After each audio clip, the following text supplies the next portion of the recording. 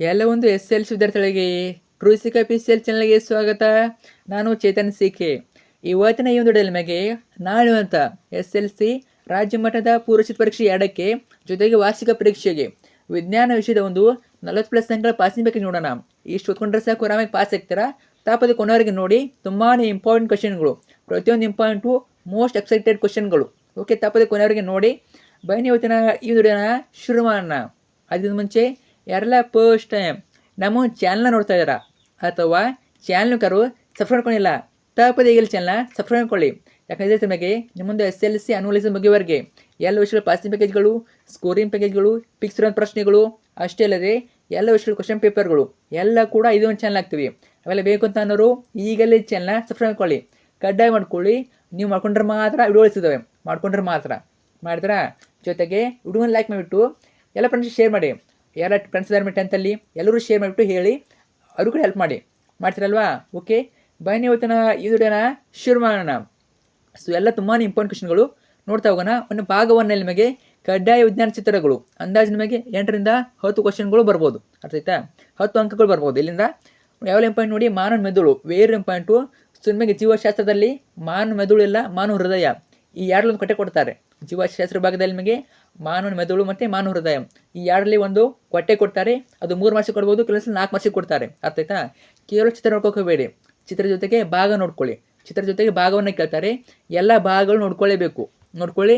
So ಮೆದುಳು ಅಂತ ಬಂದಾಗ ಮಹಾಮಸ್ತಿಷ್ಕ, ಕಪಾಲ ಅಂದರೆ ತಲೆಬುರುಡೆ, ಮಧ್ಯ ಮೆದುಳು, ಮೆದುಳು ಬಳ್ಳಿ, ಪಾನ್ಸ್ ಮೆಡುಲ, ಅನುಮಸ್ತಿಷ್ಕ, ಜೊತೆಗೆ ಮುಮ್ಮೆದುಳು, ಹೈಪೋಥಾಲಮಸ್ಸು, ಪಿಟ್ಯೂಟರಿ ಗ್ರಂಥಿ, ಹಿಮ್ಮೆದುಳು. ಇಷ್ಟು ನೋಡ್ಕೊಳ್ಳಿ ಭಾಗಗಳು. ಚಿತ್ರ ಕೂಡ ನೋಡ್ಕೊಳ್ಳಿ, ಇದ್ರ ತೆಗಿಬೇಕು. ಓಕೆ, ನಂತರ ಮಾನವ ಹೃದಯ ನೋಡಿ, ಇದು ಕೂಡ ಇಂಪಾರ್ಟೆಂಟು. ಹೃದಯ ಮೆದುಳು ಈ ಎರಡನ್ನು ಕೊಡ್ತಾರೆ. ಅನುಲೇಸಮ್ ಕೂಡ ಇಂಪಾರ್ಟೆಂಟು ಕೊಡ್ತಾರೆ, ಎರಡಲೊಂದು ನೋಡ್ಕೊಳ್ಳಿ. ಇದು ನಾನು ಹೇಳ್ತಾ ಇರೋದು ಕೇವಲ ನಿಮ್ಮೊಂದು ಪೂರ್ವಸಿದ್ಧ ಪರೀಕ್ಷೆ ಮಾತ್ರ ಅಲ್ಲ, ಅನುಲೇಸಮ್ಗೂ ಸೇಮ್ ಇದೆ, ಎಲ್ಲ ಕ್ವಶನ್ಗಳು ಇಂಪಾರ್ಟೆಂಟು. ಓಕೆ, ನೋಡ್ಕೊಳ್ಳಿ. ಮಾಪದನಿ ಮತ್ತು ಪುಪಚಕ ಅಪಧಮನಿಗಳು, ಪುಪಚಕ ಅಭಿಧಮನಿಗಳು, ಎಡವೃತ್ಕರ್ಣ, ಬಲವೃತ್ಕರ್ಣ, ನೀಚ ಅಭಿಧಮನಿ, ಎಲ್ಲ ಭಾಗಗಳು ನೋಡ್ಕೊಳ್ಳಿ. ಸೊ ಭಾಗದ ಜೊತೆಗೆ ಚಿತ್ರ ಕೊಡ್ತಾರೆ. ನಂತರ 3ನೇ ಕ್ವಶನ್ನು ಯಾವುದು? ತೆರೆದ ಮತ್ತು ಮುಚ್ಚಿದ ಪತ್ರದ ಚಿತ್ರ. ವೇರ್ ಇಂಪಾರ್ಟು. ಆಲ್ಮೋಸ್ಟ್ 2 ಮಾರ್ಕ್ಸಲ್ಲಿ ಕೇಳ್ಬೋದು ಈ ಕ್ವಶನ್ನು. ತೆರೆದ ಮತ್ತು ಮುಚ್ಚಿದ ಪತ್ರದ ಚಿತ್ರ. ಸೊ ಕಾವಲು ಜೀವಕೋಶಗಳು, ಪತ್ರದಿಂದ ಕ್ಲೋರೋಪ್ಲಾಸ್ಟ್, ಇವು ನೋಡ್ಕೊಳ್ಳಿ.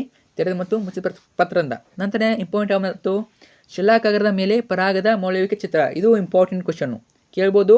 ಸೊ ಪರಾಗರೇನು, ಶಿಲಾಕಾಗರ, ಗಂಡು ಲಿಂಗಾನು, ಪರಾಗಣಿಕೆ, ಅಂಡಾಶಯ, ಹೆಣ್ಣು ಲಿಂಗಾನು. ಶಿಲಾಕಾಗರದ ಮೇಲೆ ಪರಾಗದ ಮೊಳೆಯುವಿಕೆ ನಿಮ್ಮ ಬುಕ್ ಇದ್ದರೆ ಮಾತ್ರ ಬುಕ್ಕಲ್ಲಿ ನೋಡ್ಕೋಬೋದು. ಚಿತ್ರ 8.8 ಸೊ ಕೊಟ್ಟಿದ್ದೀನಿ, ನೋಡ್ಕೊಳ್ಳಿ, ಚಿತ್ರಗಳು ನೋಡ್ಕೊಳ್ಳಿ. ನಂತರ 5ನೇ ಕ್ವಶನು ನೆಪ್ರಾನ್ ಚಿತ್ರ ಬಿಡಿಸಿ, ಭಾಗ ಗುರುತಿಸಿ. ನೆಪ್ರಾನ್ ಚಿತ್ರ ವೇರ್ ಇಂಪಾರ್ಟೆಂಟು, ಇದು ಕೂಡ ಬರ್ಬೋದು. ನೆಪ್ರಾನ್ ರಚನೆ, ಸೊ ಭಾಗ ನೋಡ್ಕೊಳ್ಳಿ. ಭಾಗ ಕೂಡ ಕೇಳ್ತಾರೆ, ತುಂಬ ಏನು ಕೇಳಿದಿಲ್ಲ ಭಾಗಗಳು, ಒಂದು 2 ಕೇಳ್ತಾರೆ, ಯಾವ್ದು ಬೇಕಾದ್ರೂ ಕೇಳ್ಬೋದು ಅವರು. ಓಕೆ, ಇಂಪಾರ್ಟೆಂಟ್ ಎಲ್ಲ ಕೂಡ ನೋಡ್ಕೊಳ್ಳಿ. ಆಮೇಲೆ ನಿಮಗೆ ಇನ್ನು ಉಳಿದ ಚಿತ್ರ ಕೇಳ್ತಾರೆ. ಯಾವುದು? ನಿಮ್ಮ ದರ್ಪಣ ಮುಂದೆ ವಸ್ತು ಸಿಯಲ್ಲಿ ಇದ್ದಾಗ ಈ ಚಿತ್ರ ಕೇಳ್ಬೋದು. ಮತ್ತು ಪಿ ನ ಮಸದ ಮುಂದೆ ವಸ್ತುನು TF ಮೇಲೆ ಇಟ್ಟಾಗ. ಇವೆರಡು ಕ್ವಶನ್ ವೇರಿ ಇಂಪಾರ್ಟೆಂಟು. ಅರ್ಥ ಆಯ್ತಾ? ಎರಡೊಂದು ಬರ್ಬೋದು, ಇವೆ ಬರೋದು ಫಿಕ್ಸ್ ಅಂತ ಹೇಳೋಕ್ಕಾಗಲ್ಲ. ಇದ್ರ ಜೊತೆಗೆ ಇನ್ನೂ ಕೂಡ ಬುಕ್ಕಲ್ಲಿ ಇವೆ ನೋಡಿ, ಅವ್ನು ಪ್ಲಸ್ ನೋಡ್ಕೊಳ್ಳಿ. ಅರ್ಥ ಆಯ್ತಾ? ಫಿಕ್ಸ್ ಇವೆ ಬರೋದು ಅಂತ ಹೇಳೋಕ್ಕಾಗಲ್ಲ. ಇದ್ರ ಜೊತೆಗೆ ಇನ್ನೂ ಕೂಡ ಬುಕ್ಕಲ್ಲಿವೆ, ಅವನು ನೋಡ್ಕೊಳ್ಳಿ. ಅದರಲ್ಲಿ ತುಂಬಾ ಇಂಪಾರ್ಟೆಂಟು ಇವೆರಡು ಚಿತ್ರಗಳು. ಅರ್ಥ ಆಯ್ತಾ? ಬರೀ ಚಿತ್ರ ನೋಡ್ಕೋಬೇಡಿ, ಅದ್ರ ಜೊತೆಗೆ ಏನು ನೋಡಬೇಕು? ವಸ್ತುವಿನ ಸ್ಥಾನ ನೋಡ್ಕೋಬೇಕು, ಪ್ರತಿಬಿಂಬದ ಸ್ಥಾನ, ಪ್ರತಿಬಿಂಬದ ಗಾತ್ರ, ಈ 3 ಕೂಡ ಗೊತ್ತಿರಬೇಕು. ಈ ಕ್ವಶನ್ ಕೂಡ ಕೇಳ್ತಾರೆ, ಚಿತ್ರ ಜೊತೆಗೆ ಈ ಕ್ವಶನ್ ಕೂಡ ಕೇಳ್ತಾರೆ, ನೋಡ್ಕೊಳ್ಳಿ, ಅಬ್ಸರ್ವ್ ಮಾಡಿ. ಇವೆರಡು ವೇರಿ ಇಂಪಾರ್ಟೆಂಟ್ ಕ್ವಶನು, ನೋಡ್ಕೊಳ್ಳಿ. ನಂತರ ಬಿಳಿ ಬಣ್ಣದ ರೋಹಿತದ ಪುನರ್ ಸಂಯೋಜನೆ, ಇದು ಕೂಡ ಇಂಪಾರ್ಟೆಂಟು. ಬಿಳಿ ಬಣ್ಣದ ರೋಹಿತ ಪುನರ್ ಸಂಯೋಜನೆ ಚಿತ್ರ ವೇರಿ ಇಂಪಾರ್ಟೆಂಟು, ಸೊ ನೋಡ್ಕೊಳ್ಳಿ. ಅದೇನು ಬರೀಬೇಕು. ಆಮೇಲೆ ತುಂಬ ಜನ ಮಿಸ್ಟೇಕ್ ಮಾಡ್ತೀರಾ, ಬರೆಯಲ್ಲಿ ಮಿಸ್ಟೇಕ್ ಮಾಡ್ತೀರಾ, P1 ಬರೆಯಲ್ಲಿ ಮಿಸ್ಟೇಕ್ ಮಾಡ್ತೀರಾ ಅಂತ ಮಾಡ್ಕೋಬೇಡಿ. ಸೊ ಕರೆಕ್ಟಾಗಿ ನೋಡ್ಕೊಳ್ಳಿ ಚಿತ್ರವನ್ನು. ನಂತರ ನೀರಿನ ವಿದ್ಯುತ್ ವಿಭಜನೆ ಚಿತ್ರ ಬರೆದು ಭಾಗ ನೋಡಿಸಿ, ಇದು ಕೂಡ ತುಂಬಾ ಇಂಪಾರ್ಟೆಂಟು. ನೀರಿನ ವಿದ್ಯುತ್ ವಿಭಜನೆ ತೋರಿಸೋ ಚಿತ್ರ. ಓಕೆ, 2 ಮಾರ್ಕ್ಸ್ 3 ಮಾರ್ಕ್ಸಿಗೆ ಕೇಳ್ತಾರೆ. ನಂತರ ನಿಮಗೆ ವೇರ್ ಇಂಪಾರ್ಟೆಂಟ್ ಯಾವುದು? 1 ಮಾರ್ಕ್ಸಿಗೆ ಈಗಲೇ ಪೂರ್ವಸಿದ್ಧ ಪರೀಕ್ಷೆ 1 ಬರೆದಿದ್ದಾರೆ, ಕೇಳಿದ್ರು ಅಲ್ವಾ. ಸೊ ಅನುವಲಿಸಮ್ ಕೇಳ್ತಾರೆ. 2ನೇ ಎಕ್ಸಾಮಲ್ಲಿ ಪೂರ್ವಸಿದ್ಧ ಪರೀಕ್ಷೆ 2ರಲ್ಲಿ ಕೂಡ ಕೇಳ್ತಾರೆ. ಯಾವುದು? ವಿದ್ಯುತ್ ಮಂಡಲದಲ್ಲಿ ಸಾಮಾನ್ಯವಾಗಿ ಉಪಯೋಗಿಸುವ ಸಾಂಪ್ರದಾಯಿಕ ಚಿಹ್ನೆಗಳು. 1 ಮಾರ್ಕ್ಸಲ್ಲಿ ಕೇಳ್ತಾರೆ, ಅವರಿಗೆ ಹೆಸರು ಕೊಡ್ತಾರೆ. ವಿದ್ಯುತ್ ಕೋಶದ ಏನು ಕೇಳ್ತಾರೆ? ಚಿಹ್ನೆಯನ್ನು ಬರೆಯಿರಿ ಅಂತ. ಈ ಚಿಹ್ನೆನ ಬರೀಬೇಕು. ಯಾವ್ದು ಬೇಕಾದ್ರೂ ಕೇಳ್ಬೋದು, ಪ್ಲಗ್ ಕೀ ಕೇಳ್ಬೋದು, ತಂತಿಯ ಕೀಲು ಎಲ್ಲ ಕೂಡ ಕೇಳ್ಬೋದು. ಸೊ ಬುಕ್ಕಲ್ಲಿ ಚಾರ್ಟ್ ಇದೆ ನಿಮ್ಮದು. ಚಿತ್ರ ಕೋಷ್ಟಕ 12.1 ನೋಡ್ಕೊಳ್ಳಿ, ಪೂರ್ತಿ ಕೋಷ್ಟಕ ನೋಡ್ಕೊಳ್ಳಿ. ಅದರಲ್ಲಿ 1 ಮಾರ್ಕ್ಸು ಫಿಕ್ಸು ಸಿನಿಮಾ ಎಕ್ಸಾಮ್ ಬಂದೇ ಬರ್ತದೆ. ಎಲ್ಲ ನೋಡ್ಕೊಳ್ಳಿ. ಹೆಸರು ಜೊತೆಗೆ ಸಿಂಬಾಲನ್ನು ನೋಡ್ಕೊಳ್ಳಿ, ಚಿಹ್ನೆಯನ್ನು ನೋಡ್ಕೊಳ್ಳಿ. ಓಕೆ, ನೆಕ್ಸ್ಟು ಮತ್ತೆ ಚಿತ್ರ ಇಂಪಾರ್ಟೆಂಟು. 10ನೇ ಕ್ವಶನು ಸಾರಿದ ಸಲ್ಫ್ಯೂರಿಕ್ ಆಮ್ಲದೊಂದಿಗೆ ಸತುವಿನ ಚೂರುಗಳ ವರ್ತನೆ ಮತ್ತು ಉರಿಸುವಿಕೆ ಮೂಲಕ ಹೈಡ್ರೋಜನ್ ಅನಿಲದ ಪರಚಿತ್ರ ಬಿಡಿಸಿ ಭಾಗವನ್ನು ಗುರುತಿಸಿ. ಈ ಚಿತ್ರಕ್ಕೆ ನೋಡ್ಕೊಳ್ಳಿ, ಇದು ಕೂಡ ಇಂಪಾರ್ಟೆಂಟು, ಕೇಳ್ಬೋದು ನಿಮಗೆ. ಆಲ್ಮೋಸ್ಟು 2 or 3 ಮಾರ್ಕ್ಸಿಗೆ ಕೇಳ್ತಾರೆ. ಭಾಗ ಗುರುತಿಸ್ಬೇಕು, ಭಾಗ ನೋಡ್ಕೊಳ್ಳಿ. ನಂತರ ಕಡ್ಡಾಯ ನಿಯಮಗಳು ಇವರು ಇಂಪಾರ್ಟೆಂಟ್ ಯಾವೆಲ್ಲ? ಕಡ್ಡಾಯ ನಿಯಮಗಳು, ವ್ಯಾಖ್ಯೆಗಳು, ವ್ಯತ್ಯಾಸಗಳು ಮತ್ತು ಉಪಯೋಗಗಳು. ನೋಡಿ, ನಿಯಮಗಳು ಯಾವೆಲ್ಲ ಇಂಪಾರ್ಟೆಂಟು? ಓಮ್ನ ನಿಯಮ, ವೆರಿ ಇಂಪಾರ್ಟೆಂಟು. ಓಮ್ನ ನಿಯಮ 2 ಮಾರ್ಕ್ಸ್ 3 ಮಾರ್ಕ್ಸಲ್ಲಿ ಕೇಳ್ಬೋದು. ಸ್ಥಿರವಾದ ತಾಪಮಾನದಲ್ಲಿ ವಿದ್ಯುತ್ ಮಂಡಲದಲ್ಲಿನ ಲೋಹದ ತಂತಿಯ ನಡುವಿನ ವಿಭವಾಂತರವು ವಿ, ಅದರ ಮೂಲಕ ಹರಿಯುವ ವಿದ್ಯುತ್ ಪ್ರವಾಹಕ್ಕೆ ಐ ನೀರ ಅನುಪಾತದಲ್ಲಿರುತ್ತದೆ. ಇದೇ ಓಮ್ನ ನಿಯಮ. ವಿ =IR ಬರ್ತದೆ. ಇನ್ನು ಎರಡನೇದು ಜೌಲ್ನ ಉಷ್ಣೋತ್ಪಾದನಾ ನಿಯಮ. ಜೌಲ್ನ ಉಷ್ಣೋತ್ಪಾದನಾ ನಿಯಮದ ಪ್ರಕಾರ ವಾಹಕದಲ್ಲಿ ಉತ್ಪತ್ತಿಯಾಗುವ ಉಷ್ಣವು ರೋಧಕಗಳ ಮೂಲಕ ವಿದ್ಯುತ್ ಪ್ರವಾಹದ ವರ್ಗಕ್ಕೆ, ರೋಧಕ ಮತ್ತು ಹರಿಯುವ ವಿದ್ಯುತ್ ಪ್ರವಾಹದ ಕಾಲಕ್ಕೆ ನೇರ ಅನುಪಾತದಲ್ಲಿರುತ್ತದೆ. ಯಾವ್ದು ಬರ್ತದೆ? H=I²RT ಬರ್ತದೆ, ನೋಡ್ಕೊಳ್ಳಿ. ನಂತರ ಮೂರನೇದು ಯಾವ್ದು ಇಂಪಾರ್ಟೆಂಟು? Very important. ಎಲ್ಲ ಕೂಡ ಇದರಲ್ಲಿ ಒಂದು ನಿಯಮ ಬಂದೇ ಬರ್ತದೆ, ಫಿಕ್ಸ್ ಬರ್ತದೆ ಒಂದು, ನೋಡ್ಕೊಳ್ಳಿ. ನೆಕ್ಸ್ಟು ಬಲಗೈ ಹೆಬ್ಬೆರಳು ನಿಯಮ. ಇದು ಕೂಡ ಇಂಪಾರ್ಟೆಂಟ್, ನೋಡ್ಕೊಳ್ಳಿ. ವಿದ್ಯುತ್ ಪ್ರವಾಹ ಚಿತ್ರಗಳು ನೋಡ್ಕೊಳ್ಳಿ, ಚಿತ್ರ 13.7 ನೋಡ್ಕೊಳ್ಳಿ, ಬಲಗೈ ಹೆಬ್ಬೆರಳು ನಿಯಮ. ನಂತರ ನಾಲ್ಕನೇದು ಫ್ಲೇಮಿಂಗ್ನ ಎಡಗೈ ನಿಯಮವನ್ನು ನಿರೂಪಿಸಿ ಅಥವಾ ಮೋಟಾರ್ ನಿಯಮ ಬರೆಯಿರಿ. ಮೋಟಾರ್ ನಿಯಮ ಕೂಡ ಒಂದೇ, ಫ್ಲೇಮಿಂಗ್ನ ಎಡಗೈ ನಿಯಮ ಕೂಡ ಒಂದೇ. ಅರ್ಥ ಆಯ್ತಾ? ಇದು ಕೂಡ ಇಂಪಾರ್ಟೆಂಟು. ಇದರಲ್ಲಿ ಒಂದು ಕ್ವಶನ್ ಬರ್ಬೋದು, ವೆರಿ ಇಂಪಾರ್ಟೆಂಟ್ ಕ್ವಶನ್ ನೋಡ್ಕೊಳ್ಳಿ. ಆಮೇಲೆ 5ನೇ ಕ್ವಶನ್ ನೋಡಿ, ಬೆಳಕಿನ ಪ್ರತಿಫಲನ ನಿಯಮಗಳನ್ನು ತಿಳಿಸಿ. ಬೆಳಕಿನ ಪ್ರತಿಫಲನ ನಿಯಮಗಳು ವೆರಿ ಇಂಪಾರ್ಟೆಂಟು. ಪತನ ಕೋನ ಪ್ರತಿಫಲನ ಕೋನಕ್ಕೆ ಸಮನಾಗಿರುತ್ತದೆ. ಪತನ ಕಿರಣ, ಪ್ರತಿಫಲನ ಕಿರಣ ಮತ್ತು ಪತನ ಬಿಂದುನಲ್ಲಿ ಪ್ರತಿಫಲನ ಮೇಲ್ಮೈ, ಎಳೆದ ಲಂಬ ಇವು ಮೂರು ಒಂದೇ ಸಮತಲದಲ್ಲಿರುತ್ತವೆ. 6ನೇದು ಬೆಳಕಿನ ವಕ್ರೀಭವನದ ನಿಯಮಗಳನ್ನು ತಿಳಿಸಿ. ಓಕೆ, ವಕ್ರೀಭವನ ನಿಯಮಗಳು ಇದು ಕೂಡ ನಮಗೆ 2 or 3 ಮಾರ್ಕ್ಸಲ್ಲಿ ಕೇಳ್ತಾರೆ. ಆನ್ಸರ್ ನೋಡ್ಕೊಳ್ಳಿ. ವಿಡಿಯೋ ಪಾಸ್ ಮಾಡಿಬಿಟ್ಟು ನಾನು ಎಷ್ಟು ಮೇನ್ ಕ್ವಶನ್ ಹೇಳ್ತೀನಿ. ಜೊತೆಗೆ ಇದಷ್ಟೇ ಅಲ್ಲದೆ ಈಗ ನಾನು ನಮ್ಮ ಚಾನಲ್ಲಿ ಬೋರ್ಡ್ ಬಿಟ್ಟು 4 ಮಾಡೆಲ್ ಕ್ವಶನ್ ಹಾಕಿದ್ದೀನಿ. ಅವ್ನು ತಪ್ಪ ನೋಡ್ಕೊಳ್ಳೇಬೇಕು, ಯಾಕಂದರೆ ಅದೇ ಪ್ಯಾಟರ್ನ್ ಕ್ವಶನ್ ಬರ್ತದೆ. ಅರ್ಥ ಆಯ್ತಾ? ಪಾಸ್ ಆಗಬೇಕು ಅಂತ ಏನು ಗೋಲ್ ಇಟ್ಕೊಂಡಿದ್ದಾರೆ ತಪ್ಪದೆ ನೋಡ್ಕೊಳ್ಳಿ. ಸ್ಕೋರ್ ಮಾಡೋರು ಆಗಿರಲಿ, ಪಾಸ್ ಆಗೋರು ಆಗಿರಲಿ, ಒಟ್ಟನೆ ನೋಡ್ಕೊಳ್ಳೇಬೇಕು. 4 ಮಾಡೆಲ್ ಕ್ವಶನ್ ಪೇಪರ್ಸು ತಪ್ಪದೆ ಚಾನಲ್ ಹಾಕಿರ್ತೀನಿ, ಎಲ್ಲವನ್ನ ಆನ್ಸರ್ ಸಹಿತ ಉತ್ತರ ಸಹಿತ ಹಾಕಿರ್ತೀನಿ, ನೋಡ್ಕೊಳ್ಳಿ. ಓಕೆ, ಮತ್ತೆ ಅಲ್ಲಿ ಇಂಪಾರ್ಟೆಂಟು ವ್ಯಾಖ್ಯೆಗಳು ಅಂತ ಬಂದಾಗ ಯಾವೆಲ್ಲ ಇಂಪಾರ್ಟೆಂಟು ನೋಡಿ. ಆಹಾರ ಸರಪಳಿ ಎಂದರೇನು? Very important. ಫುಡ್ ಚೈನ್ ಇಂಗ್ಲೀಷ್ನಲ್ಲಿ ಕರೀತಾರೆ. ಆಹಾರ ಸರಪಳಿ ಎಂದರೇನು? ಆಮೇಲೆ ಜೈವಿಕ ಸಂವರ್ಧನೆ ಎಂದರೇನು? ಉದಾಹರಣೆ ಕೊಡಿ ಕೇಳ್ತಾರೆ. ಒಂದು ಉದಾಹರಣೆ ಕೊಡಿ, ಉದಾಹರಣೆ ನೋಡ್ಕೊಳ್ಳಿ ಯಾವೆಲ್ಲ ಬರ್ತಾವಂತ. ಉದಾಹರಣೆ, DDT ಎಂಬ ಕೀಟನಾಶಕ ಜೈವಿಕ ಘಟನೆಗಳಿಗೆ ಒಳಪಡದೆ ಅದು ಉನ್ನತ ಪೋಷಣ ಸ್ತರಗಳಲ್ಲಿ ಜೀವಿಗಳ ದೇಹದಲ್ಲಿ ಅದರ ಸಾಂದ್ರತೆ ಹೆಚ್ಚಾಗುತ್ತಾ ಹೋಗುತ್ತದೆ. ಆಮೇಲೆ ಪರಾವರ್ತಿತ ಪ್ರತಿಕ್ರಿಯೆ ಎಂದರೇನು? ರಚನಾ ಸಮಾಂಗೀಯತೆ ಎಂದರೇನು? ಉದಾಹರಣೆ ಕೊಡಿ, ಇದು ಕೂಡ ಇಂಪಾರ್ಟೆಂಟು. ನಂತರ ಅನುರೂಪ ಶ್ರೇಣಿಗಳು ಎಂದರೇನು? ಉದಾಹರಣೆ ಕೊಡಿ. ಆಮೇಲೆ ಇದು ನೋಡ್ಕೊಳ್ಳಿ, ರಚನಾ ಸಮಾಂಗೀಯ ಅನ್ನೋರು ರಚನಾ ಸೂತ್ರ ನೋಡ್ಕೊಳ್ಳಿ. ರಚನಾ ಸೂತ್ರ ನೋಡ್ಕೊಳ್ಳಿ, ತುಂಬ ಇಂಪಾರ್ಟೆಂಟು. ಓಕೆ, ಆಮೇಲೆ ಅನುರೂಪ ಶ್ರೇಣಿ ಎಂದರೇನು? ಉದಾಹರಣೆ ಕೊಡಿ, ಇದು ಕೂಡ ಇಂಪಾರ್ಟೆಂಟ್ ಪ್ರಶ್ನೆ. ನಂತರ ಉಪಯೋಗಗಳು, ಸಾಮಾನ್ಯ ಹೆಸರು, ಉಪಯೋಗಗಳು ನೋಡ್ಕೊಳ್ಳಿ. ಇದು 1 ಮಾರ್ಕ್ಸಲ್ಲಿ ಕೂಡ ಬರ್ಬೋದು, 2 ಮಾರ್ಕ್ಸಲ್ಲಿ ಕೂಡ ಬರ್ಬೋದು. ಅಡುಗೆ soda, sodium hydrogen carbonate NaHCO3 ಅಥವಾ ಅನುಸೂತ್ರ ಕೇಳ್ತಾರೆ. ಸಾಮಾನ್ಯ ಹೆಸರು ಕೊಟ್ಬಿಟ್ಟು ಅನುಸೂತ್ರ ಕೇಳ್ತಾರೆ, ಅನುಸೂತ್ರ ನೋಡ್ಕೊಳ್ಳಿ. ಆಮೇಲೆ ಉಪಯೋಗಗಳು ನೋಡ್ಕೊಳ್ಳಿ. ಬೇಕಿಂಗ್ ಪೌಡರ್ ತಯಾರಿಕೆ, ಆಮ್ಲಶಾಮಕವಾಗಿ, ಅಗ್ನಿಶಾಮಕವಾಗಿ ಹಾಗೂ ಸೋಡಾ ವಾಟರ್ ತಯಾರಿಕೆಯಲ್ಲಿ ಬಳಕೆಯಾಗುತ್ತದೆ. ಇದೇ ರೀತಿ ಎಲ್ಲ ನೀವು ಸಾಮಾನ್ಯ ಹೆಸರು ನೋಡ್ಕೋಬೇಕು. ನಂತರ ಭಾಗ 2ರಲ್ಲಿ ಗುಣಲಕ್ಷಣಗಳು, ಇವು ಕೂಡ ಇಂಪಾರ್ಟೆಂಟು. ಗುಣಲಕ್ಷಣಗಳು ಈ ಕ್ವಶನ್ ಕೂಡ ನಿಮಗೆ ಬರುವಂಥದ್ದು. ಗುಣಲಕ್ಷಣಗಳು, ಕಾಂತೀಯ ಬಲರೇಖೆ ಗುಣಲಕ್ಷಣಗಳು ವೆರಿ ಇಂಪಾರ್ಟೆಂಟು. ಕ್ವಶನ್ನು ಅನುವಲಿಸಿಕೊಂಡು ರಿಪೀಟ್ ಆಗ್ಬೋದು, ಜೊತೆಗೆ ಪೂರೈಸಿದ ಪರೀಕ್ಷೆ ಇಂಪಾರ್ಟೆಂಟ್ ಕ್ವಶನ್ನು. ನಂತರ ವ್ಯತ್ಯಾಸಗಳು ಎಲ್ಲ ಕೇಳ್ಬೋದು ನೋಡಿ. ರೋಧಗಳ ಸರಣಿ ಜೋಡಣೆ, ರೋಧಗಳ ಸಮಾಂತರ ಜೋಡಣೆ, ಈ ವ್ಯತ್ಯಾಸ ಎರಡು ಕೂಡ ಇಂಪಾರ್ಟೆಂಟು. ಆಮೇಲೆ ಉತ್ಕರ್ಷಣ ಕ್ರಿಯೆ ಮತ್ತು ಅಪಕರ್ಷಣ ಕ್ರಿಯೆಗಳ ನಡುವಿನ ವ್ಯತ್ಯಾಸ. ಉತ್ಕರ್ಷಣ ಕ್ರಿಯೆ ಮತ್ತು ಅಪಕರ್ಷಣ ಹೆಚ್ಚಾಗಿ ನಿಮಗೆ ವ್ಯತ್ಯಾಸಗಳನ್ನು 2 ಮಾರ್ಕ್ಸಲ್ಲಿ ಕೇಳ್ತಾರೆ. ನಂತರ ಅಂತರುಷ್ಣಕ ಕ್ರಿಯೆ ಮತ್ತು ಬಹಿರುಷ್ಣಕ ಕ್ರಿಯೆಗಳ ನಡುವಿನ ವ್ಯತ್ಯಾಸ, ಇದು ಇಂಪಾರ್ಟೆಂಟು. ಆಮೇಲೆ ಆಮ್ಲಗಳು ಮತ್ತು ಪ್ರತ್ಯಾಮ್ಲ ನಡುವಿನ ವ್ಯತ್ಯಾಸ ನೋಡ್ಕೊಳ್ಳಿ. ಆಮ್ಲಗಳು ACIDS ಆ್ಯಸಿಡ್ಸ್ ಆ್ಯಸಿಡ್ಸ್ ಅಂತ ಅರ್ಥ. ಪ್ರತ್ಯಾಮ್ಲಗಳು ಬೇಸಸ್ BASCS. ಆಮ್ಲಗಳು ಸಾಮಾನ್ಯವಾಗಿ ಹುಳಿ ರುಚಿಯನ್ನು ಹೊಂದಿರುತ್ತವೆ, ಪ್ರತ್ಯಾಮ್ಲಗಳು ಸಾಮಾನ್ಯವಾಗಿ ಕೈ ರುಚಿಯನ್ನು ಹೊಂದಿರುತ್ತವೆ. ತುಂಬಾ ಈಸಿ, ವ್ಯತ್ಯಾಸ ಟಫಿಲ್ಲ, ಬರಿಬೋದು. ಸ್ವಲ್ಪ ಫಾಸ್ಟ್ ಆಗ್ತಾಯಿದೆ, ಸೊ ನೋಡ್ಕೊಳ್ಳಿ. ಯಾಕಂದರೆ ನಿಮಗೆ ಕಂಪ್ಲೀಟ್ ಇನ್ನೂ ಆನ್ಸರ್ಸ್ ಹೇಳಬೇಕು. ಸೊ ನಾನು ಮತ್ತೆ ನೀವು ಫಾಸ್ಟಿಗೆ ಹೇಳಿಲ್ಲ ಅಂದರೆ ಏನಾಗ್ತದೆ, ಪಾರ್ಟ್ 1 ಪಾರ್ಟ್ 2 ಆಗ್ತದೆ. ಪಾರ್ಟ್ 1 ಪಾರ್ಟ್ 2 ಆದರೆ ನಿಮಗೆ ಒಂದು ಪಾರ್ಟ್ ಸಿಗ್ತದೆ, ಒಂದು ಪಾರ್ಟ್ ವಿಡಿಯೋ ಸಿಗೋದಿಲ್ಲ. ಅದಕ್ಕೆ ಸ್ವಲ್ಪ ಫಾಸ್ಟಾಗಿ ಹೇಳ್ತೀನಿ, ಒಟ್ಟಿನಲ್ಲಿ ಕವರ್ ಮಾಡ್ತೀನಿ ಎಲ್ಲರೂ ಕೂಡ. ಓಕೆ, ನೆಕ್ಸ್ಟು ಹುರಿಯುವಿಕೆ ಮತ್ತು ಕಾಸುವಿಕೆ ನೋಡಿ ವ್ಯತ್ಯಾಸ ನೋಡ್ಕೊಳ್ಳಿ, ಇದು ಇಂಪಾರ್ಟೆಂಟು. ಪರ್ಯಾಪ್ತ ಹೈಡ್ರೋಕಾರ್ಬನ್ ಅವರ ಸಂಯುಕ್ತಗಳು ಮತ್ತು ಅಪರ್ಯಾಪ್ತ ಹೈಡ್ರೋಕಾರ್ಬನ್ ಸಂಯುಕ್ತಗಳು ನಡುವಿನ ವ್ಯತ್ಯಾಸ. ನಂತರ ಕಡ್ಡಾಯ ವಿವರಣೆಗಳು ವೆರಿ ಇಂಪಾರ್ಟೆಂಟು. ಸೊ ನಿಮಗೆ ಭಾಗ ಸಿ ಜೀವಶಾಸ್ತ್ರದಲ್ಲಿ ಕೇಳ್ತಾರೆ ಈ ಕ್ವಶನ್ನು. ಯಾವುದು? ಮಾನವರಲ್ಲಿ ಮಗುವಿನ ಲಿಂಗ ನಿರ್ಧಾರವು ಹೇಗೆ ಆಗುತ್ತದೆ ವಿವರಿಸಿ. Very important. ಸೊ ಈ ರೀತಿ ನೀವು ಬರಿಬೇಕು, ಈ ರೀತಿ ಉತ್ತರನ ಬರೀಬೇಕು. ಸೊ ಟೋಟಲ್ ನಿಮಗೆ 3 or 4 ಮಾರ್ಕ್ಸಿಗೆ ಕೇಳ್ತಾರೆ. AB ಅಂತ ಕೊಡ್ತಾರಲ್ಲ ನಿಮಗೆ ಕ್ವಶನ್ನು, AB ಅಂತ ಕೊಟ್ಟಾಗ ಅಲ್ಲಿ ಕೊಡ್ತಾರೆ ಕ್ವಶನ್ನು, ನೋಡ್ಕೊಳ್ಳಿ. ಆಮೇಲೆ ಏಕತಳೀಕರಣ ಎಂದರೇನು? ಏಕತೆಳಗಿನ ಪ್ರಯೋಗನು ಚಕ್ಕರ್ ಬೋರ್ಡ್ ಅಂತೂ ವೇರಿ ಇಂಪಾರ್ಟೆಂಟು. ಸೊ ನಿಮ್ಮ ಪ್ರತಿ ಕ್ವಶನ್ ಬರಲಿ ಏನು ಕೇಳ್ತಾ ಇರ್ತಾರೆ. ಚಕ್ಕರ್ ಬೋರ್ಡ್ ಸಹಾಯದಿಂದ ವಿವರಿಸಿ, ಇದು ಕೂಡ ಇಂಪಾರ್ಟೆಂಟು ನೋಡ್ಕೊಳ್ಳಿ. ಬಟಾಣಿ ಎತ್ತರ ಬಟಾಣಿ ಗಿಡ ಬಟಾಣಿ ಗಿಡ ಚಕ್ಕರ್ ಬೋರ್ಡಿಗೆ ಮಾಡಿಸ್ತದೆ. ಆಮೇಲೆ ವ್ಯಕ್ತಿರೂಪ ಅನುಪಾತ ನೋಡ್ಕೊಳ್ಳಿ. ವ್ಯಕ್ತಿರೂಪ ಅನುಪಾತ, ಜಿ ನಮೂನೆ ಅನುಪಾತ ಎಲ್ಲದಕ್ಕೂ ಮಾಡಿಸ್ತದೆ. ಚಕ್ಕರ್ ಬೋರ್ಡಿಗೆ 2 ಮಾರ್ಕ್ಸು, ವ್ಯಕ್ತಿರೂಪ ಅನುಪಾತ ಮತ್ತು ಜಿ ನಮೂನೆ ಅನುಪಾತಕ್ಕೆ 1 ಮಾರ್ಕ್ಸು. ಟೋಟಲಾಗಿ 4 ಮಾರ್ಕ್ಸಿಗೆ ಏನು ಕೇಳ್ಬೋದು. 3 ಮಾರ್ಕ್ಸಿಗೆ ಕೇಳಿದ್ರೆ ಚಕ್ಕರ್ ಬೋರ್ಡಿಗೆ 2 ಮಾರ್ಕ್ಸು, ವ್ಯಕ್ತಿರೂಪ ಅನುಪಾತಕ್ಕೆ ಅರ್ಧ ಮಾರ್ಕ್ಸು, ಜಿ ನಮೂನೆ ಅನುಪಾತಕ್ಕೆ ಅರ್ಧ ಮಾರ್ಕ್ಸು ಈ ರೀತಿ ಕೊಡ್ತಾರೆ ನೋಡ್ಕೊಳ್ಳಿ. ಸೊ 4 or 3 ಮಾರ್ಕ್ಸಿಗೆ ಕೇಳ್ತಾರೆ ಕ್ವಶನ್ನು. ನಂತರ ಈ ಕೆಳಗಿನ ಸಸ್ಯ ಹಾರ್ಮೋನ್ ಕಾರ್ಯವನ್ನು ಪಟ್ಟಿ ಮಾಡಿ. ಕಾರ್ಯಗಳನ್ನು ಕೇಳ್ತಾರೆ. ಸಸ್ಯ ಹಾರ್ಮೋನ್ಗಳ ಕಾರ್ಯ 1 ಮಾರ್ಕ್ಸಲ್ಲಿ ಕೇಳ್ಬೋದು, ಅಥವಾ 2 ಮಾರ್ಕ್ಸಲ್ಲಿ 2 ಕೇಳ್ಬೋದು, ಅಥವಾ ನಿಮಗೆ AB ಕ್ವಶನಲ್ಲಿ ಕೇಳ್ಬೋದು. ಯಾವ ರೀತಿ ಬೇಕಾದ್ರೆ ಕೇಳ್ಬೋದು ಅವರು. ನಿಮಗೆ ಕ್ಲಾರಿಟಿ ಬೇಕನ್ನೋರು ನೀಲನಕ್ಷೆ ನೋಡ್ಕೊಳ್ಳಿ. ಬ್ಲೂ ಪ್ರಿಂಟು ಅಲ್ಲಿ ಕೊಟ್ಟಿದ್ದಾರೆ ಯಾವ ಅಧ್ಯಾಯದ ಮೇಲೆ ಕ್ವಶನ್ ಯಾವ ರೀತಿ ಕೇಳ್ತಾರಂತ, ಎಷ್ಟು ಮಾರ್ಕ್ಸ್ ಕೇಳ್ತಾರಂತ. ಯಾರ ಹತ್ರ ಇಲ್ಲ ಚಾನಲ್ ಇರ್ತದೆ ಹೋಗಿ ನೋಡ್ಕೊಳ್ಳಿ. ಆಕ್ಸಿಜನ್ ನೋಡ್ಕೊಳ್ಳಿ, ಆಕ್ಸಿಜನ್ನ ಕಾರ್ಯ, ಜಿಬ್ಬರ್ಲಿನ್ ಕಾರ್ಯ, ಸೈಕೋಕೈನಿನ್ ಕಾರ್ಯ, ಆಮೇಲೆ ಅಬ್ಸಿಕ್ ಆಮ್ಲ ಕಾರ್ಯ. ನಂತರ ಈ ಕೆಳಗಿನ ಗ್ರಂಥಿಗಳ ಪ್ರಮುಖ ಹಾರ್ಮೋನ್ಗಳು ಮತ್ತು ಕಾರ್ಯವನ್ನು ಪಟ್ಟಿ ಮಾಡಿ. ಗ್ರಂಥಿ ಹಾರ್ಮೋನ್ ಕಾರ್ಯ, ಗ್ರಂಥಿ ಪಿಟ್ಯೂಟರಿ ಗ್ರಂಥಿ ಹಾರ್ಮೋನ್ ಯಾವ್ದು ನೋಡ್ಕೊಳ್ಳಿ, ಕಾರ್ಯ ನೋಡ್ಕೊಳ್ಳಿ. ಇದು 1 ಮಾರ್ಕ್ಸಲ್ಲಿ ಹೆಲ್ಪ್ಫುಲ್ ಆಗ್ತದೆ ನಿಮಗೆ. ಥೈರಾಯ್ಡ್ಸು, ಅಡ್ರಿನಲ್ ಮೆದುಜಿರ ಗ್ರಂಥಿ ಅಂದರೆ ಲ್ಯಾಂಗರ್ಸ್ ಆನ್ಸ್ ಕಿರು ದೀಪಗಳು. ಆಮೇಲೆ ಜರಾಯುವಿನ ಕಾರ್ಯವನ್ನು ತಿಳಿಸಿ. ಉತ್ತರ ಜರಾಯುವಿನ ಕಾರ್ಯಗಳು ತಾಯಿಯಿಂದ ಭ್ರೂಣಕ್ಕೆ ಅಗತ್ಯವಾದ ಆಹಾರ ಮತ್ತು ಆಕ್ಸಿಜನನ್ನು ಒದಗಿಸುತ್ತದೆ. ಅನಗತ್ಯ ತ್ಯಾಜ್ಯ ವಸ್ತುಗಳನ್ನು ತೆಗೆದುಹಾಕಲು ಸಹಕಾರಿ. ನಂತರ ರಕ್ತ ಪರಿಚಲನೆ ಯಾವೆಲ್ಲ ಇಂಪಾರ್ಟೆಂಟ್ ಕ್ವಶನ್ಗಳು.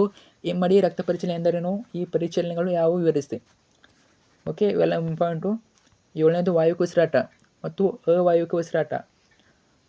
ಇದನ್ನು ಕೂಡ ಕೊಡ್ಬೋದು ನಿಮಗೆ. ಆಕ್ಸಿಜನ್ ಸಹಿತ ಉಸಿರಾಟ, ಆಕ್ಸಿಜನ್ ರಹಿತ ಉಸಿರಾಟ, ಆಕ್ಸಿಜನ್ ರಹಿತ, ಆಕ್ಸಿಜನ್ ಸಹಿತ ನೋಡ್ಕೊಳ್ಳಿ ವ್ಯತ್ಯಾಸ. ಲವಣ ತಯಾರಿಕೆ ಸಾಮಾನ್ಯ ಹೆಸರು ನೋಡ್ಕೊಳ್ಳಿ, ರಾಸಾಯನಿಕ ಹೆಸರು ನೋಡ್ಕೊಳ್ಳಿ, ತಯಾರಿಕೆನ ನೋಡ್ಕೊಳ್ಳಿ. ಎಲ್ಲ ಕೂಡ ಇಂಪಾರ್ಟೆಂಟು. ಸೊ ಇವೆಲ್ಲ ವೇರಿ ಇಂಪಾರ್ಟೆಂಟು. ಸೊ ಈ ರೀತಿ ನಿಮಗೆ ನೋಟ್ಸ್ ಸಿಗೋದಿಲ್ಲ. ನೀವು ಬುಕ್ ಓದ್ತಾ ಹೋದರೆ ಯಾವ ರೀತಿ ನೋಟ್ಸ್ ಸಿಗೋದಿಲ್ಲ ನಿಮಗೆ. ಸೊ ಅದಕ್ಕೆ ವಿಡಿಯೋನ ಪಾಸ್ ಮಾಡಿಟ್ಟು ಬರ್ಕೋಬೋದು. ಬರ್ಕೋಕ್ಕೆ ಟೈಮ್ ಇಲ್ಲ ಅನ್ನೋರು ಜಸ್ಟ್ ವಿಡಿಯೋನ ಪಾಸ್ ಮಾಡಿ ನೋಡ್ತಾ ಹೋಗಿ ಒಂದೊಂದು. ಓಕೆ, ನಂತರ ಹುರಿವಿಕೆ ಮತ್ತು ಕಾಸುವಿಕೆ ವ್ಯತ್ಯಾಸ ನೋಡ್ಕೊಳ್ಳಿ. ಈಗ ನಿಮಗೆ ತುಂಬ ಈಸಿ ಆಗಬೇಕನ್ನೋರು ಇನ್ನೊಂದು ಪಾಸಿಟಿವ್ ಹಾಕಿದ್ದೀನಿ. ಈಗಾಗಲೇ ಪ್ರಿಪೇರ್ ಎಕ್ಸಾಮ್ 1 ಹೇಳುವಾಗ ಅದನ್ನು ಹಾಕಿದ್ದೀನಿ, ಅದು ನೋಡ್ಕೋಬೋದು. ತುಂಬಾ ಆಯಿತು ಇದು ಓದೋದಂದರೆ ಅದು ನೋಡ್ಕೊಳ್ಳಿ. ಅಲ್ಲಿ ತುಂಬ ಕಡಿಮೆ ಹೇಳಿದ್ದೀನಿ. ಸೊ ಯಾವೆಲ್ಲ ಇಂಪಾರ್ಟೆಂಟ್ ಅಂತ ಅದು ನೋಡ್ಕೋಬೋದು. ಅದು ಕೂಡ ಚಾನಲ್ ಇರ್ತದೆ, ಹೋಗ್ಬಿಟ್ಟು ನೋಡ್ಕೊಳ್ಳಿ. ವಿವಿಧ ಕಾಂತಕ್ಷೇತ್ರ ಲಕ್ಷಣಗಳು ಇದು ನೋಡ್ಕೊಳ್ಳಿ. ಇದು ಕೂಡ ಕ್ವಶನು ರಿಪೀಟ್ ಆಗ್ತವೆ. ಓಕೆ, ಎಲ್ಲ ಕೂಡ ನೋಡ್ಕೊಳ್ಳಿ. ಸೊಲಿನಾಯ್ಡ್ ವಿಶೇಷತೆ ಏನು, ಸೊಲಿನಾಯ್ಡ್ ಎಂದರೇನು, ಸೊಲಿನಾಯ್ಡ್ ಉಪಯೋಗವೇನು, ಎಲ್ಲ ಕೂಡ ಇಂಪಾರ್ಟೆಂಟು.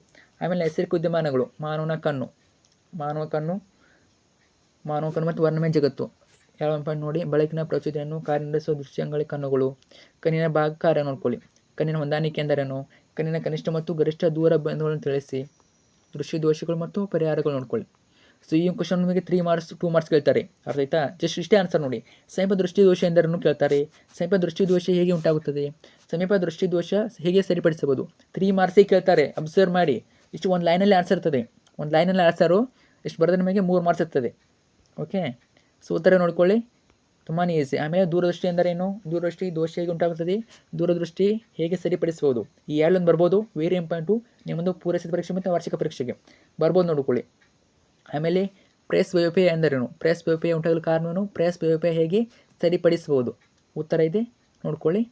ಆಮೇಲೆ ಬೆಳಕಿನ ವರ್ಣ ವಿಭಜನೆ ಇದು ಕೂಡ ನೋಡ್ಕೋಬೋದು. ಬೆಳಕಿನ ವರ್ಣ ವಿಭಜನೆ ಎಂದರೇನು ಕೇಳ್ಬೋದು. ಗಾಜಿನ ಪಟ್ಟಕದಲ್ಲಿ ಬಿಳಿ ಬೆಳಕನ್ನು ಹಾಯಿಸಿದಾಗ ಗರಿಷ್ಠ ಭಾಗ ಮತ್ತು ಕನಿಷ್ಠ ಭಾಗ ಬಣ್ಣಗಳು ಯಾವುವು. ತುಂಬಾ ಈಸಿ ಇವೆ, ತುಂಬ ಟಫ್ ಏನಿಲ್ಲ. ಓದ್ಕೊಳ್ಳಿ 2-3 ಸಲ. ಒಂದೇ ಸಲ ಓದಿದ್ರೆ ಗೊತ್ತಾಗೋದಿಲ್ಲ. ಅರ್ಥಾಯ್ತಾ. ಒಂದೇ ಸಲ ಗೊತ್ತಾಗೋದಿಲ್ಲ, 2-3 ಸಲ ಓದ್ಕೊಳ್ಳಿ ಗೊತ್ತಾಗ್ತದೆ. ಬೆಳಕಿನ ವರ್ಣ ವಿಭಜನೆ ಉಂಟಾಗಲು ಕಾರಣವೇನು, ಕಾಮನಬಿಲ್ಲು ಹೇಗೆ ಉಂಟಾಗುತ್ತದೆ. ಆಮೇಲೆ ಬಿಳಿಯ ಬೆಳಕನ್ನು ನೇರ ಪಟ್ಟಕದ ಮೂಲಕ ಹಾಯಿಸಿದಾಗ ಅದು ವಿಭಜನೆ ಹೊಂದಿ 7 ಬಣ್ಣಗಳ ರೋಹಿತ ಉಂಟಾಗುತ್ತದೆ. ಇವೆಲ್ಲ ನೋಡ್ಕೊಳ್ಳಿ. ಆಮೇಲೆ ವಾಯುಮಂಡಲದಲ್ಲಿ ವಕ್ರೀಭವನ, ವಾಯುಮಂಡಲದಲ್ಲಿ ಯಾವ ಕ್ವಶನ್ ಬರ್ತವೆ. ನಕ್ಷತ್ರಗಳು ಮಿನುಗುತ್ತವೆ ಏಕೆ, ಗ್ರಹಗಳು ಮಿನುಗುವುದಿಲ್ಲ ಏಕೆ, ಶೀಘ್ರ ಸೂರ್ಯೋದಯ ಮತ್ತು ವಿಳಂಬ ಸೂರ್ಯಾಸ್ತವಾಗಲು ಕಾರಣವೇನು. ಬೆಳಕಿನ ಚದುರುವಿಕೆ ಈ ಒಂದು ಚಾಪ್ಟರ್ನಿಂದ. ಟೆಂಡಲ್ ಪರಿಣಾಮ ಎಂದರೆ ನೋಡ್ಕೊಳ್ಳಿ. ಆಕಾಶವನ್ನು ನೀಯಾಗಲು ಕಾರಣವೇನು. ಸ್ಥಳ ಕೂಡ ಇಂಪಾರ್ಟೆಂಟು. ಇದೇ ರೀತಿ ಪ್ರತಿಯೊಂದು ಪ್ರಶ್ನೆವೇ. ವಿಡಿಯೋನ ಪಾಸ್ ಮಾಡಿಟ್ಟು ಎಲ್ಲ ಕ್ವಶನ್ ಓದ್ಕೊಳ್ಳಿ.